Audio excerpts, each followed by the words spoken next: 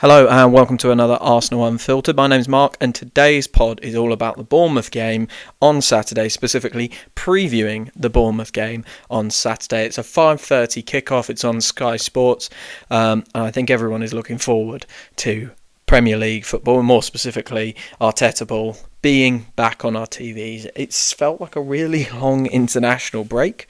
I don't know if that's because England were a bit underwhelming in one of their games. There wasn't too much positivity from that point of view, but I think we're all very glad on the weekends that the Premier League returns. So it's Friday afternoon right now. Mikel Arteta spoke on his press conference earlier, and it's weird. I watched the press conference, took some notes, and after that I saw reports coming out that I didn't think really added up with what he said. So The questions launched off with, basically, the first one was about Saka, and immediately it was followed by the other two in that front three of Havertz and Martinelli. How are they doing? Now, we know Saka had potentially a hamstring injury, and he came back halfway through the international break. We know Havertz didn't go at all, and we know that Martinelli went but was left out.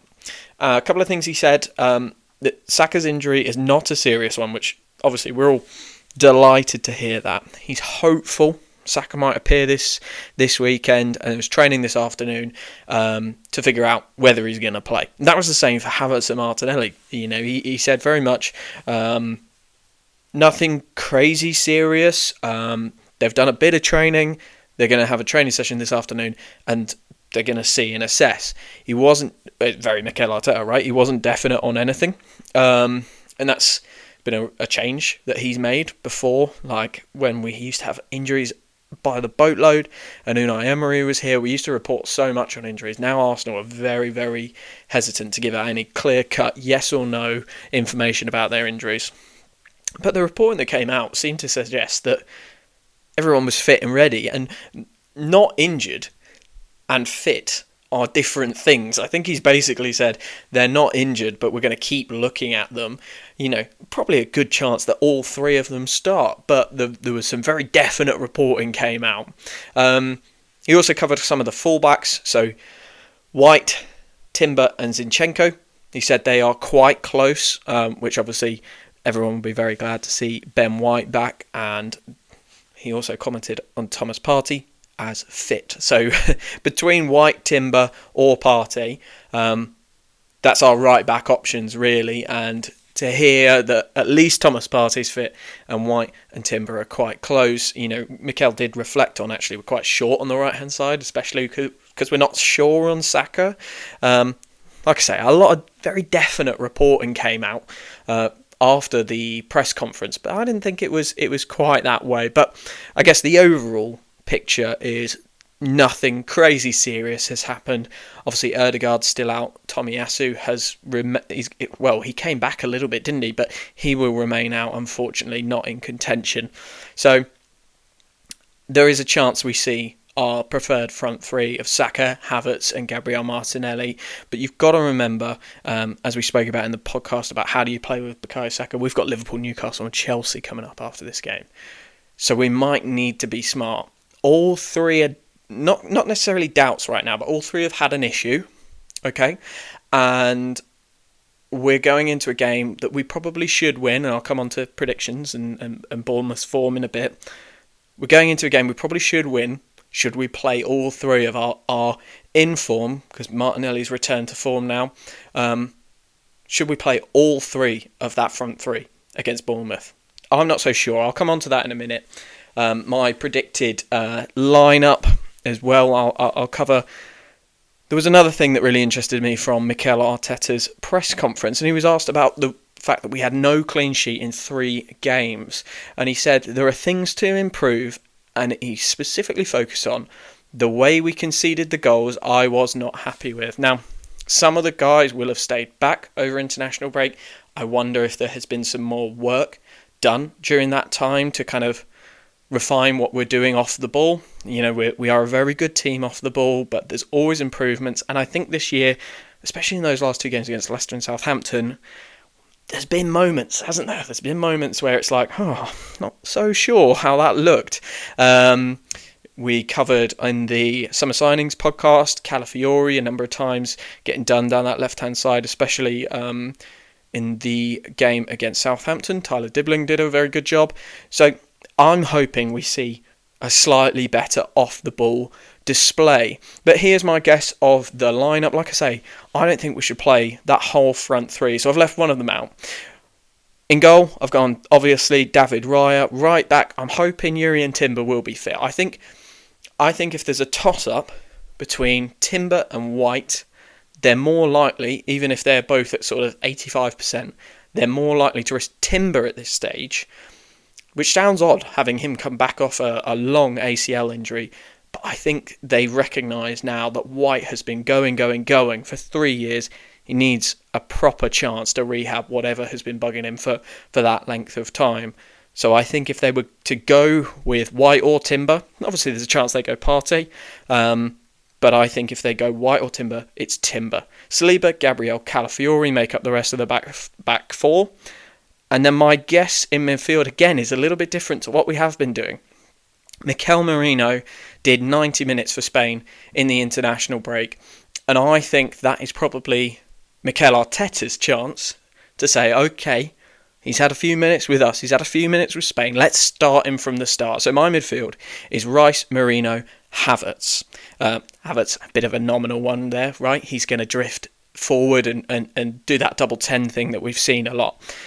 I think it's really important that we try Merino in this game, because we need to know if for these next games, Liverpool, Newcastle, Chelsea, we need to see that midfield before we go into those games. Because if it doesn't work, let's make sure we find that out against Bournemouth, where we can change it and we can cope.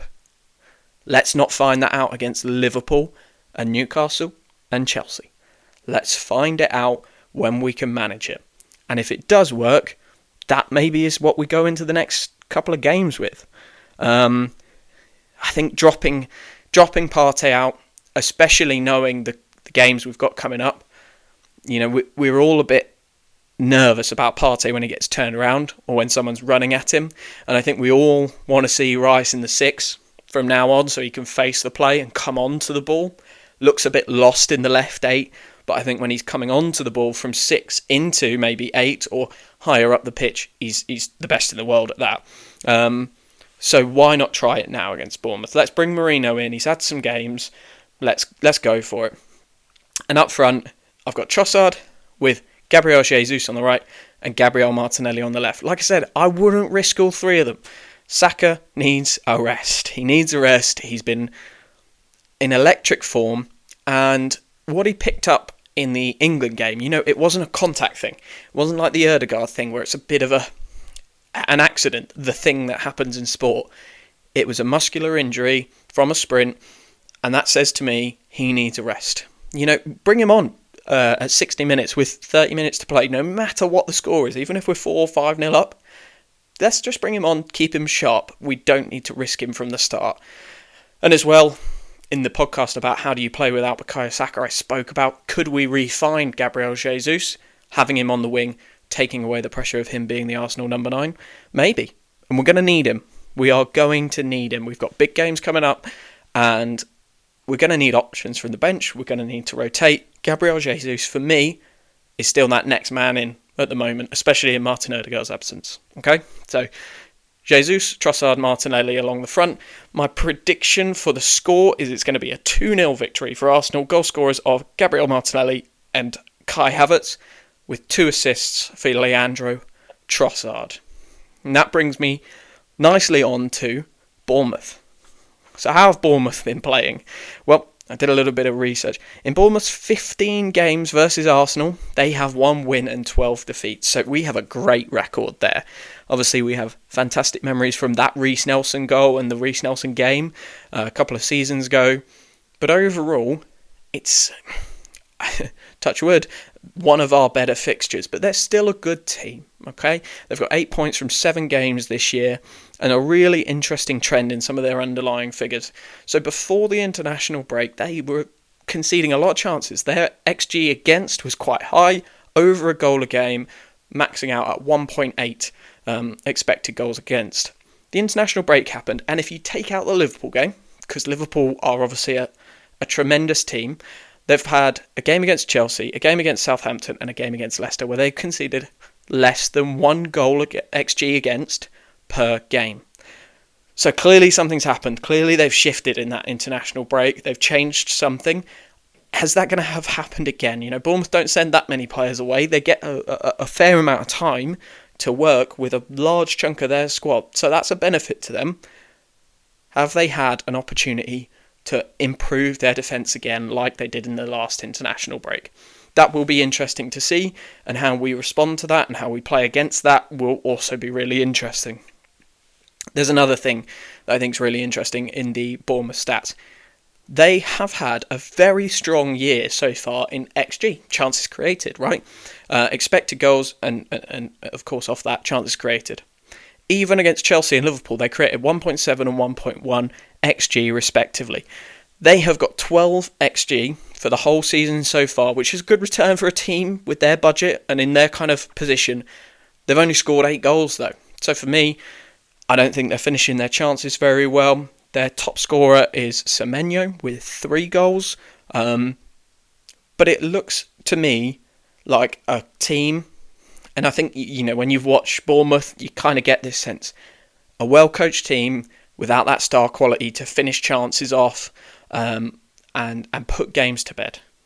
And that's what we're looking at here. We're looking at a team they're not schmucks. They are absolutely not schmucks. Iraola coaches them very, very well. The thing I think is really important to remember, though, is we are just levels above them in terms of our playing quality, and that should see us through. In terms of our form, obviously, I think Southampton and Leicester games, they were strange ones for Arsenal fans, really, because objectively, if you look at the numbers, the underlying stats, we did a really good job against both of those teams. If you look at the 4-2 and the 3-1, again, really good job, but the context was really important. Peg back to 2-2 in the Leicester game, going 1-0 down against Southampton at about kind of 55 minutes. Worrying for Arsenal fans, and that's emotion, I think. That's emotion. And I think my prediction of 2-0 will be Mikel Arteta's response to that. Go in, get 2 quick goals. I think we'll be 2-0 up by half time, then shut up shop. No emotion. Let's get a clean, professional win done, and let's see how we can go from there. And that, I think, is actually that's fine, right? That is absolutely fine for us to go and do that, especially looking at the run we've got coming up. We're going to have to play 3 games a week, basically every week until Christmas. So we need to be ready for that, and we need to have games that we can shut down quite quickly. I think that's where he'll go. He'll try and win it early, 2 early goals, and then shut up shop.